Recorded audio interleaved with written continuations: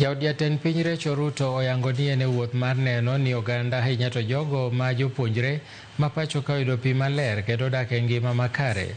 Mama Rachael Ruto ne wuoyo e skund Bondo Kosiemo e kaunti ma Migori kama notelo e chenro mar kunyo pi mabiro konyo jopuonjre gi jogweng'. Jafwambo marwa Armstrong Osutwa miyowa lero. Kaka yorno mar neno e gwenge ma pacho ka oyudo pi maler, jaod jatend piny Rachael Ruto ne olimo skul ma Bondo Kosiemo e kaunti ma Migori mar yawo chenro mag kunyo pi. Mama Rachael Ruto wacho ni ma en chenro ma gikete maino ni mar pi en gino ma ochuno e ngima dhano, gino ma itiyogo e tedo, keto ler kod tije mamoko, kendo ni onego bed ni pi yudore machiegni. Water is everything. Without water, we cannot cook the meals that we cook here for the children. Omedo ni ma en achiel kuom yore mag bero gwenge, ka imiyo gi gigo machuno machalo pi, ahinya to e skunde, gino mabiro bero ngima jopuonjre, kendo miyo chenro mag somo bedo mayot. Trusting God that working with the national government and other partners that will be able to go to different parts of this nation to be able to help communities and especially schools so that they can have clean drinking water.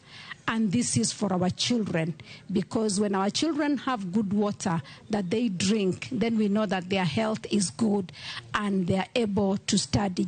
Jaod gavana ma Migori Agnes Ochilo, mane osiro Mama Rachael Ruto e nyasino, ochiwo puoch ne sirikal kuom parogi e lweny mar neno ni ler kod pi obed e kaunti ma Migori. Otiyo gi thuolono mar chiwo singo ni gibiro chung' motegno mar neno ni kaunti no osiro tend William Ruto nyaka higa 2032. It is indeed very interesting because this week we are celebrating water, sanitation, and what you have done today by just the stroke of pressing that machine, you have laid the foundation of water, sanitation, because everything, food, diseases, and all the related issues can be addressed through water. Tokor kakore, Jalup Gavana ma Migori Joseph Mahiri ochiwo geno mare ni Migori bende biro rieny mana kaka counties mamoko kaluwore ni county no osebedo ka yulo. In the next few years, Migori County is going to compete with the other counties in this Republic of Kenya, because we feel that in the past many years, Migori County had been left behind. Chenro ni mar kunyo pi e kaunti ma Migori en mana tielo achiel kende e wuoth maluorore pacho ka mangima kama biro tok tielo machielo mane otimore e kaunti ma Makueni juma mokalo. Makofi mazuri. Armstrong Osutwa, Ramogi TV.